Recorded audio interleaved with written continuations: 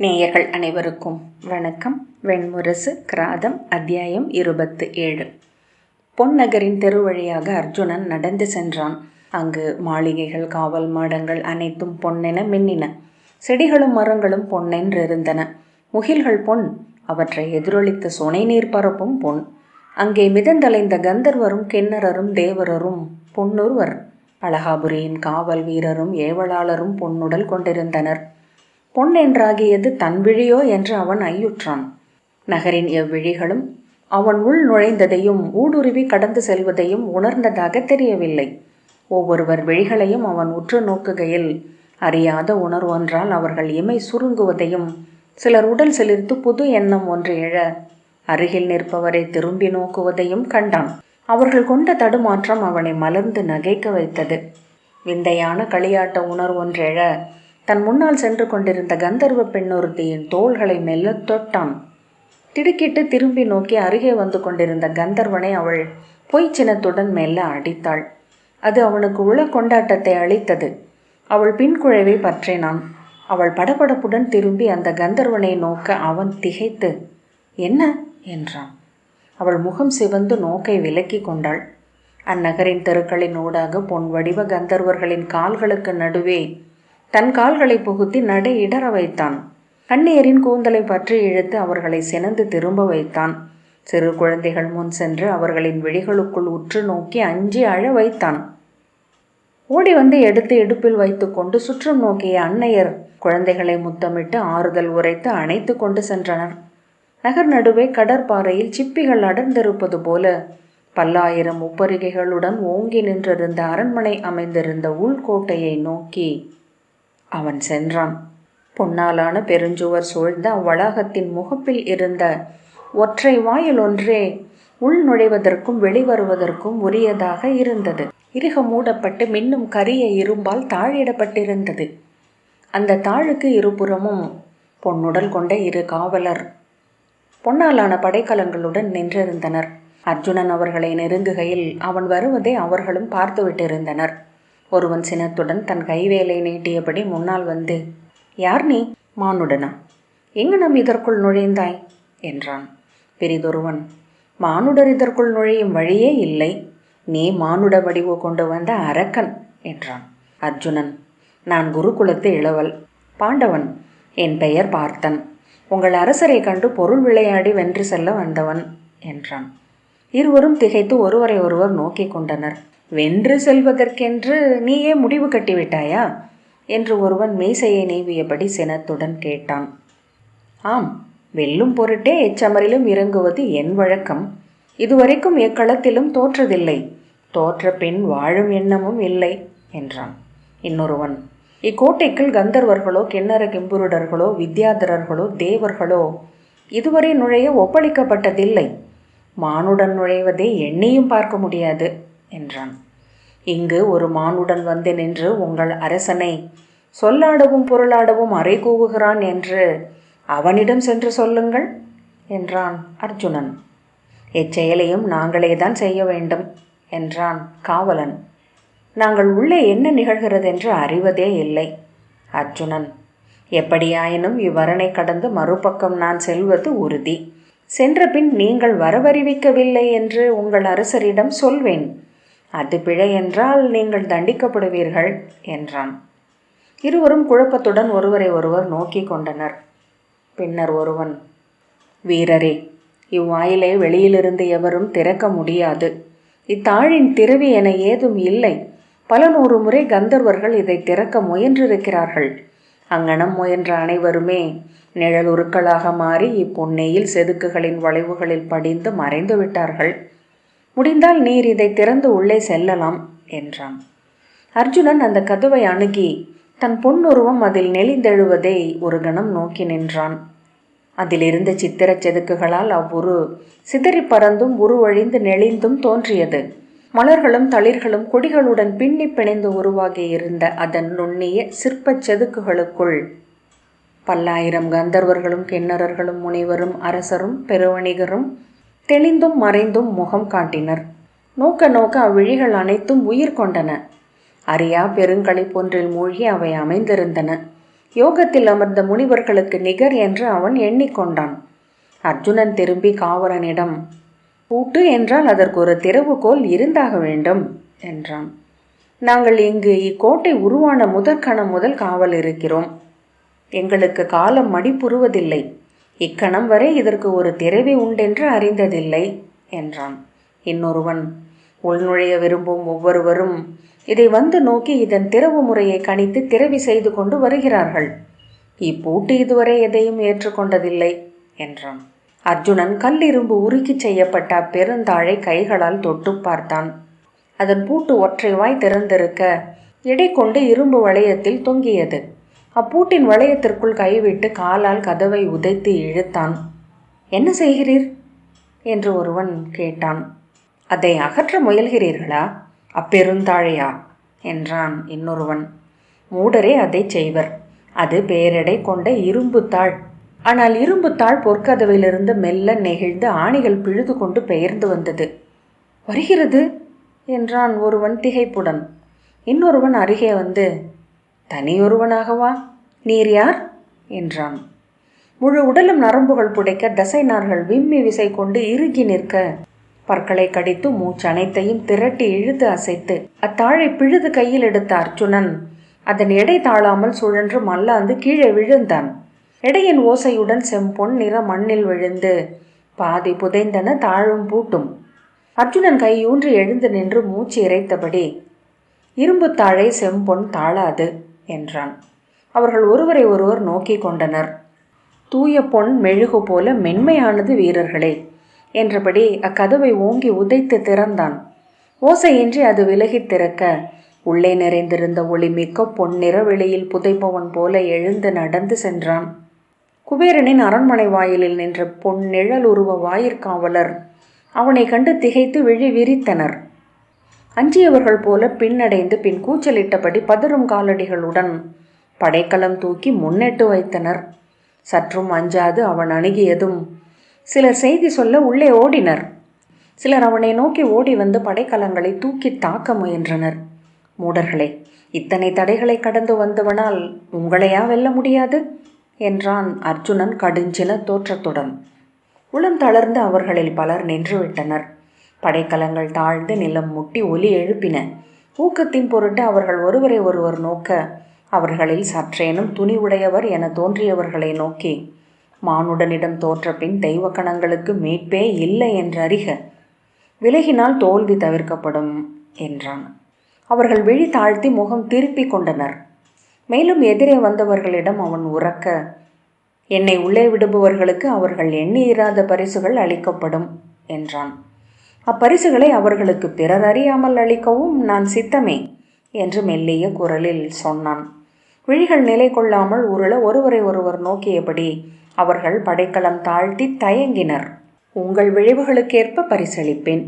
இங்குள்ள பெருமதிப்பு பொருட்கள் இங்கில்லாதவை என்றபடி அர்ஜுனன் அவர்களை நெருங்கி அந்த படைக்கலங்களை கைகளால் விலக்கி அப்பால் சென்றான். இடைநாழியில் அவன் காலடி வைத்ததும் அந்த மாளிகை எங்கும் பல 100 எச்சரிக்கை மணிகள் ஒலிக்கலாயின. பொன்னாலானவே என்பதனால் அவை ஆழ்ந்த ஓசை எழுப்பவில்லை. அரண்மனையின் அறைகள், வழிகள், படிக்கட்டுகள் எங்கும் பொற்களங்களும் மணி நிறைந்த பெட்டகங்களும் பிற அரும் பொருட்களும் குவிக்கப்பட்டிருந்தன. அவற்றின் ஊடாக ஒற்றையடி வைத்து உடல் நெளித்து செல்லவே இடமிருந்தது. அவனை அஞ்சிய ஏவல் கணங்கள் அப்பால் நின்று கூச்சலிட்டன. துணிவு கொண்டு அணுக முயன்ற காவல் கணங்களை நோக்கி அவன் பொற்களங்களை காலால் உதைத்து உருட்டிவிட்டான். அவை அச்செல்வத்தை மிதிப்பதற்கு அஞ்சி துள்ளி குதித்து விலகி ஓடின. கதவுகளை திறந்து சென்ற அர்ஜுனன் அரசவையில் கொலுவிருந்து செல்வ பேருலகின் செய்திகளை கேட்டுக்கொண்டிருந்த குபேரனின் முன் சென்று நின்றான். பொற்தூண்கள் சூழ்ந்து நின்ற நீள்வட்ட வடிவ அரசவையில் 7 உலகத்திலும் உள்ள செல்வங்களை ஆளும் தெய்வங்களும் தேவர்களும் அமர்ந்திருந்தனர். குபேரனின் இரு பக்கத்திலும் அவன் தேவியரான ரீதியும் நிதியும் அமர்ந்திருக்க அவனுக்கு மேல் இளஞ்சூரியன் என அரச குடை எழுந்திருந்தது. அரியணையின் இரு பக்கங்களிலும் பொன்னிற சிம்மங்கள் வாய் திறந்து விழி உருட்டி நின்றிருந்தன.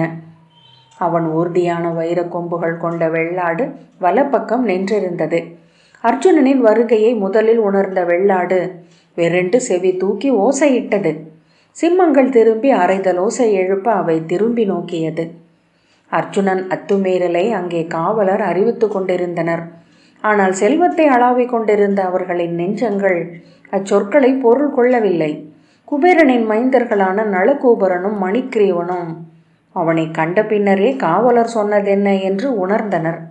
பிடியுங்கள் அவனை தடுத்து நிறுத்துங்கள் என்று கூவியபடி அவர்கள் வாள்களை உருவி கையில் எடுத்தபடி பின்னால் ஓடி தூண்களுக்கு பின் ஒளிந்து கொண்டனர்.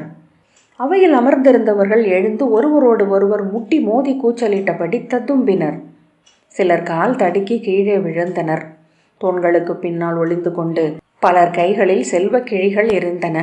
அவற்றை அவர்கள் அள்ளி எடுத்து உடலோடு அணைத்தபடி ஓடியமையால் கால் பின்னி பிறர் மேல் முட்டி நிலை அழிந்தனர். அந்த குழப்பமே அர்ஜுனனுக்கு காப்பாக அமைந்தது.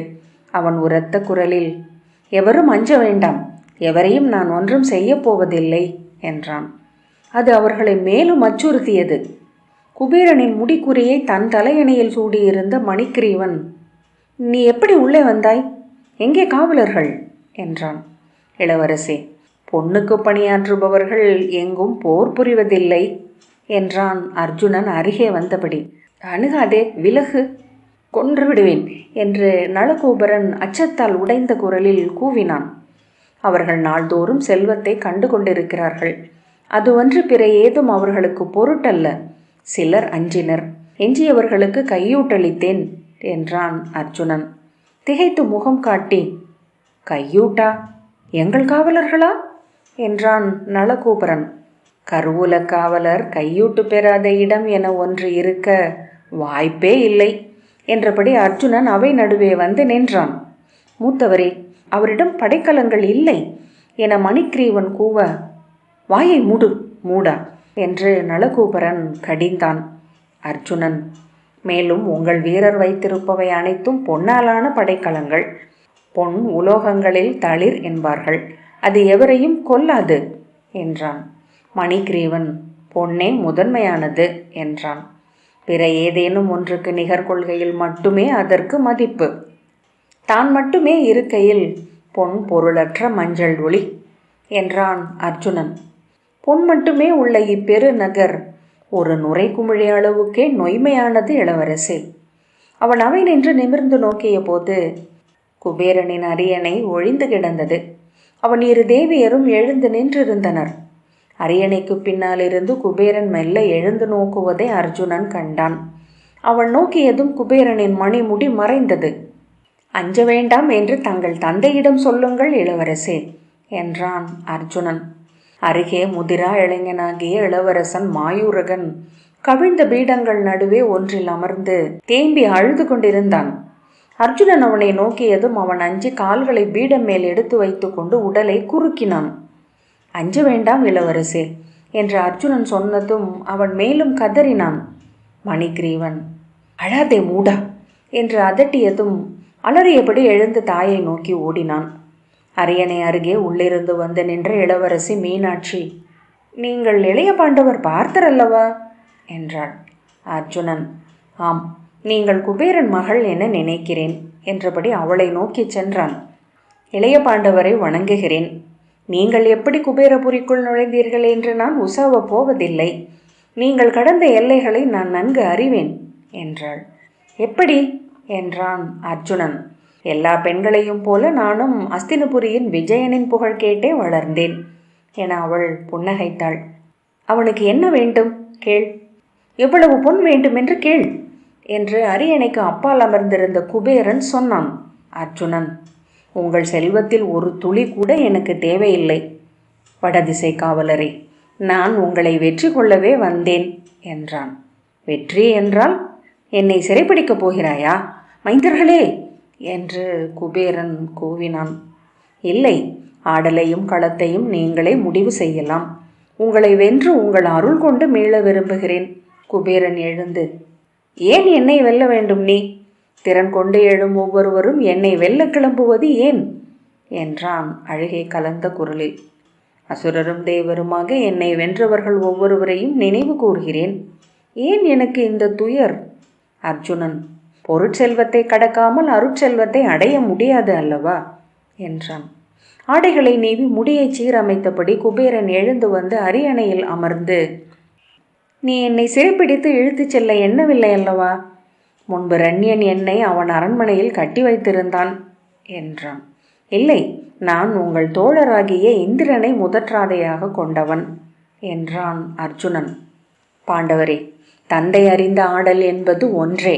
பொன்னும் மணியும் வைத்து நாற்களம் ஆடுதல், அதில் நீங்கள் அமரலாம். அவையொருக்கு ஆணையிடுகிறேன் என்றாள் மீனாட்சி.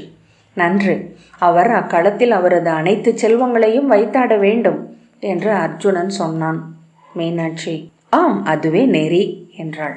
மணிகிரீவன், ஆடலுக்கு வந்தமையால் நீ திரும்பி செல்கிறாய். படை கொண்டு வந்திருந்தால் எங்கள் படைக்கலங்களை சந்தித்திருப்பாய் என்றான். நளகூபரன், அசுரர்களுக்கு அஞ்சி அழகாபுரியை அமைத்தார் எந்தை. நாங்கள் இன்று அதை 100 மடங்கு ஆற்றல் கொண்டதாக ஆக்கிவிட்டோம் என்றான். கண்ணீர் வழிந்து ஈரமான முகத்துடன் மாயூரகன் அன்னையின் ஆடைக்கு அப்பாலிருந்து எழுந்து வந்து அர்ஜுனனை நோக்கி புன்னகை செய்தான். குபேரனின் அணிமண்டபத்தில் அவன் அவை முதல்வர் சூழ்ந்திருக்க நடுவே அமைந்திருந்தது ஆட்டமேடை. அதன் வலப்பக்கம் குபேரனின் மைந்தர்களும் இடப்பக்கம் அவன் தேவியரும் மகளும் அமர்ந்திருந்தனர். அர்ஜுனன் அவைக்குள் நுழைந்ததும் அனைவரும் எழுந்து முகமன் உரைத்தனர். அவன் ஆட்டக்களத்தில் இடப்பட்ட பொற்பீடத்தில் அமர்ந்தான். முரசம் குபேரனின் வருகையை அறிவித்தது. கொம்புகளும் குழல்களும் வாழ்த்தொளிகளும் சூழ கந்தர்வ பெண்கள் மங்களத்தாளங்களுடன் முன்னால் வர பொற்குடை கீழ் குபேரன் நடந்து வந்தான். அரசனி கோலத்தில் பொன் வண்டு போல அவன் ஒளிவிட்டான். வாழ்த்தொளிகளை கேட்டு முதல் முறையாக அவற்றை செவியுறுபவன் போல மகிழ்ந்து பற்கள் தெரிய சிரித்து தலையாட்டினான். வணங்கியவர்களுக்கு கை தூக்கி வாழ்த்தளித்தான். குபேரன் வந்து அரியணை அமர்ந்ததும் அவை அவனுக்கு வாழ்த்துரைத்து அமர்ந்தது. நளகோபுரன் எழுந்து அங்கு நிகழப்போகும் ஆடலை அறிவித்தான். நிகழ்வைக்கும் ஆட்டம் என்ற சொல் செவியில் விழுந்ததும் அர்ஜுனன் மீனாட்சியின் விழிகளை நோக்க அவள் சிரிப்புடன் உதடுகளை மெல்ல அசைத்து அதேதான் என உச்சரித்தாள். மணிகிரீவன் குபேரனை அவனே வெல்லக்கூடிய ஆட்டத்திற்கு எழுந்தருளும்படி அழைத்தான். அவை நிறைத்து அமர்ந்திருந்த அவையினரை மணிகிரீவன் அர்ஜுனனுக்கு அறிமுகம் செய்தான். புது தளிர்களின் தேவனாகிய கோமளன், புது குழவிகளின் தேவனாகிய தருணன், மண்ணில் புதைந்துள்ள பொன்னின் அரசனாகிய கனகன், ஒளிவிடும் நகைகளின் தெய்வமாகிய ஸ்வர்ணன், கருவூலங்களை ஆளும் தேவனாகிய காஞ்சனன், செம்முகில்களின் தேவனாகிய ஹரண்யன், முளைப்பால்களை ஆளும் சுரபன், 9 மணிகளின் அரசனாகிய நவமுகன், விழிமணிகளை ஆளும் நேத்ரன் என 1008 தேவர்கள் அங்கிருந்தனர். குபேரனின் அருகே இரு பக்கமும் அவனுடைய அழியா பெருஞ்செல்வத்தின் தெய்வங்களான பத்மை, மகாபத்மை, மகரை, கச்சபை, குமுதை, நந்தை, நீலை, பத்மினி, சங்கை ஆகியோர் வந்து அமர்ந்தனர். நளகூபரன் கை காட்ட ஏவலர் இருவர் 3 களங்கள் கொண்ட ஆட்டப்பலகையை கொண்டு வந்து வைத்தனர். ஆடுகளம் நடுவே முள் மட்டுமே கொண்ட துலா நிறுவப்பட்டது. முதற்களம் குபேரனுக்கும் அதற்கு எதிர்களம் அர்ஜுனனுக்கும் அளிக்கப்பட்டது. 3வது களம் ஊழுக்குரியது. வீரரே, செல்வத்தை கொண்டு ஆடப்படும் எதிலும் கண்ணுக்கு தெரியாத ஆட்டப் பங்காளியாக அமைந்துள்ளது ஊழ். 3 ஆடும் ஆடலில் எவர் வெல்ல வேண்டும் என்பதை முடிவு செய்வது ஊழே. இருவரும் ஒருவரை ஒருவர் வெல்வதற்காக ஆடுக. வெல்லப்பட வேண்டியது ஊழே என்றான் நளகூபரன். மணிகிரீவன் ஆட்ட நெறிகளை முறைப்படி அறிவித்தான். அர்ஜுனன், நிகழ்வைக்கும் இவ்வாட்டத்தில் வைக்கும் பொருட்டு நான் ஒன்றையும் கொண்டு வரவில்லை. குபேரபுரிக்கு செல்வத்துடன் வருவது அறிவின்மை. குபேரனே எனக்கு ஒரு செல்வத்தை அருளட்டும், அதை கொண்டு ஆடுகிறேன் என்றான். குனிந்த ஆட்டக்களத்தை நோக்கி கொண்டிருந்த குபேரன் அதை கேட்டு முகம் மலர்ந்து ஆம், அளிக்கிறேன் என்றான். எனக்கு உங்கள் வலக்கை சுட்டு விரல் கணையாழியை அழியுங்கள் என்றான் அர்ஜுனன். அவ்வாறே என்று சொல்லி அக்கணையாழியை கழற்றி குபேரன் அவனுக்கு அளித்தான். அதை கண்ணில் ஒற்றி முதல் ஆட்டச் செயலாக களத்தில் வைத்தான் அர்ஜுனன். நிகர்வையுங்கள் செல்வத்துக்கரசே என்றான். குபேரன் அந்த கணையாழியை நோக்கி உருண்ட விழிகள் துருத்தி நிற்க சில கணங்கள் எண்ணத்தில் ஆடினான். குழம்பி தன் தேவியை நோக்கிவிட்டு தன் கை விரல்களில் இருந்த கணையாழிகளை நோக்கினான். இடக்கை ஆழி விரல் கணையாழியை தொட்டு அதை தவிர்த்து ஒவ்வொரு விரலாக கடந்து இடக்கை சிறு விரல் கணையாழியை உருவி களத்தில் வைத்தான். துலாமுள் அர்ஜுனனை நோக்கி சாய்ந்தது. குபேரன் திகைத்து வாய் திறந்து ரீதியை பார்த்தான். அவள் புன்னகையுடன் நோக்கி நின்றாள். அவன் நிதியை பார்க்க அவள், உங்களிடம் வைத்தாட முடிவிலா செல்வம் உள்ளது அரசே, அஞ்சற்க என்றாள். அந்த கணையாழியை நான் இழந்து விட்டேனா என்றான் குபேரன் துயரத்துடன். ஆனால் நீங்கள் வென்றால் அதை மீட்டெடுக்கலாம் என்றான் நளகூபரன். ஆம், இதோ மீட்டெடுக்கிறேன் என்று சினத்துடன் சொல்லி அர்ஜுனனிடம் ஆடுக என கை காட்டினான். அர்ஜுனன் 2 கணையாழிகளையும் களத்தில் வைத்தான். இரண்டையும் நோக்கிய பின் அர்ஜுனனை வியப்புடன் ஏறிட்ட குபேரன் தன் கைவிரல்களை தொட்டு தொட்டு குழம்பி இடக்கை ஆழிவிரலில் இருந்தும் வலக்கை சிறு விரலில் இருந்தும் கணையாழிகளை கழற்றி வைத்தான். துலாமுள் அர்ஜுனனை நோக்கி சாய்ந்தது. இவற்றையும் இழந்து விட்டேனா என குபேரன் பெருந்துயருடன் கேட்டான். ஆடி வெல்க அரசே என்றாள் நிதி. உங்கள் உள்ளத்தியல்பால் எடுக்கையில் குறைந்து விடுகிறது அரசே, மிகையாக எடுத்து வையுங்கள் என்றாள் ரீதி.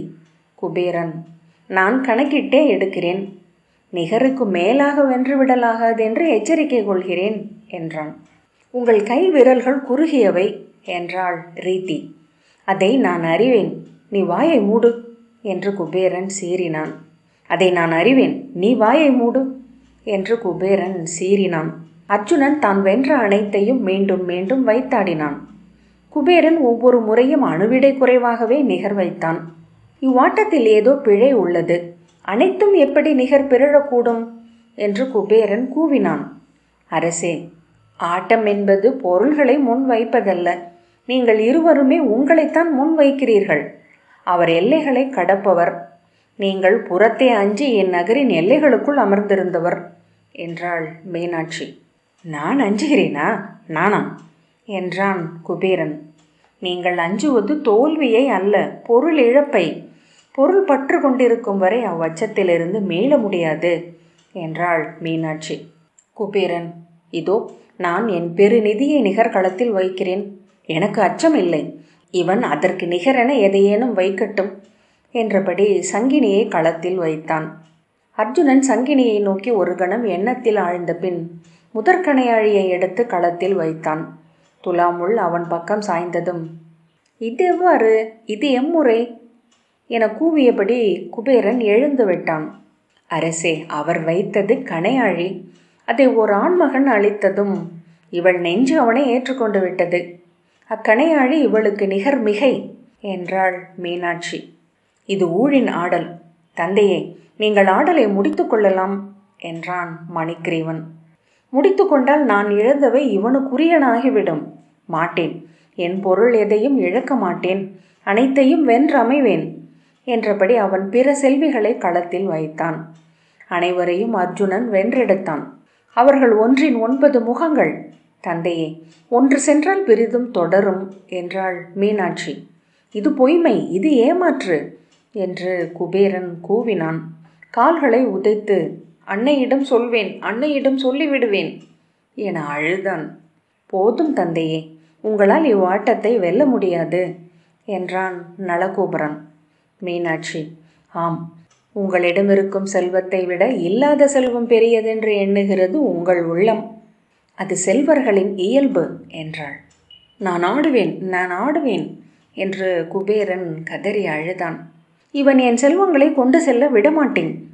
நான் அன்னையிடம் சொல்வேன், எந்த இடம் போய் சொல்வேன். சரி, ஆடுக என அர்ஜுனன் சொன்னான். ஒவ்வொன்றாக இழந்து கொண்டிருந்தான் குபேரன். இழக்க இழக்க வெறி கொண்டு மேலும் மேலும் என செல்வத்தை களம் வைத்தான். செல்வத்தை வைக்க வைக்க உளம் சுருங்கினான். அவன் எழுந்தவை பெரிதென்றாயின. அவ்வெண்ணத்தால் அவன் மீண்டும் மீண்டும் தோற்று கொண்டிருந்தான். முழுமையாகவே தோற்றபோது அவன் கனவில் என விழிவெறிக்க அமர்ந்திருந்தான். அரசே, மேலும் ஆட பொருள் இருக்கிறதா என்றான் அர்ஜுனன். நான் ஆடுவேன், நான் ஆடுவேன் என்றான் குபேரன் பித்தனை போல் தலையாட்டியபடி. இனி ஆடுவதற்கு உங்களிடம் பொருள் இல்லை தந்தையே என்றாள் மீனாட்சி. குபேரன் அவர்களை மாறி மாறி பொருள் இல்லாது நோக்கினான்.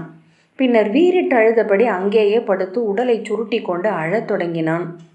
அரசே, தங்கள் செல்வம் எனக்கு தேவையில்லை, அனைத்தையும் திரும்ப அளித்து விடுகிறேன் என்றான் அர்ஜுனன்.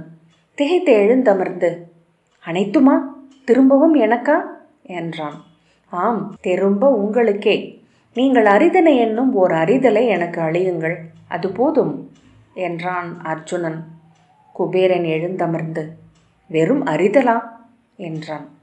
அனைத்து அறிதல்களும் படைக்கலன்களே என்றான் அர்ஜுனன். வீரனே, நான் அறிந்த பிறர் அறியாத அறிதல் ஒன்றே. செல்வத்தை முழுக்க இழந்துவிட்டதாக கனவு கண்டு விழித்தெழுந்து செல்வம் சூழ்ந்திருப்பதை உணர்ந்த பின் ஆறுதலுடன் மீண்டும் விழிமயங்குவது போல இனிய துயில் பிரிதில்லை. அச்செல்வத்தை முழுக்க கள்வர் கொள்ளையடித்து சென்றாலும் அத்துயில் கலைவதில்லை என்று குபேரன் சொன்னான். இப்புடவையை ஆளும் செல்வத்தின் தெய்வங்கள் அனைத்தும் அத்துயிலால் வெல்லப்படத்தக்கவை. மண்ணில் உள்ள அரசர்கள் அனைவரும் அத்துயிலில் முற்றாழ்பவர்கள். அத்துயிலுக்குரிய தெய்வத்தை நான் என் இடக்கால் சிறுவிரலில் இரும்பாலான கணையாழியாக அணிந்திருக்கிறேன். அதை பிறர் காணாதபடி பொன்னணிகளால் மூடியிருக்கிறேன். பொருள் காத்து அமர்ந்திருக்கும் இவ்வாழ்வில் எனக்கு துயிலின் இன்பம் இல்லை. என்றேனும் அதை உணர்ந்து துயர் கொண்டால் அவளை எழுப்பி என் தலைமேல் சூடுவேன் என்று குபேரன் தன் இடக்கால் சிறுவிரலை நீட்டி அதிலிருந்த இரும்பு ஆழியை எடுத்தான். அது ஒரு கருமுகில் நிற பெண்ணாக மாறி அவன் முன் நின்றது. அவளுக்கு முகத்தில் விழிகளோ வாயோ மூக்கோ இருக்கவில்லை. கரிய குழல் கால்வரை விழுந்து அலையடித்தது. நீண்ட கைகள் மெல்லிய விரல்களை கொண்டிருந்தன. அவளிடமிருந்து குளிரலை வீசி அவன் உடலை சிலிர்க்க வைத்தது. மிருத்யு தேவிக்கும் நித்ரா தேவிக்கும் வியாதி தேவிக்கும் இளையவள் இவள். ஜேஷ்டை இவள் தோழி. சிதைச்சாம்பலில் விழுந்த பிரம்மனின் நிழலில் இருந்து உருவானவள். இவளை அந்தர்த்தானை என்று அழைக்கிறார்கள். இனியவள் விழி இமைகளை மெல்லத் தொட்டு ஆழ்துயில் அளிப்பவள் என்றான் குபேரன். என் அறிதலின் வடிவாக இவளை உனக்கு அளிக்கிறேன். இவள் உன் துணை என்றாகுக. அர்ஜுனன் தலை வணங்கி குபேரன் அளித்த அந்த இரும்பாழியை வாங்கி கொண்டான். உன் அம்புகளில் ஒன்றில் இவளை அணிந்து கொள்க. இவள் உன் படைக்கலமும் ஆகுக என்றான் குபேரன். அர்ஜுனன் குபேரனின் கால் தொட்டு சென்னை சூடி வாழ்த்து பெற்றான். கிராதம் 27வது அத்தியாயம் இத்துடன் நிறைவு பெற்றது. நன்றி.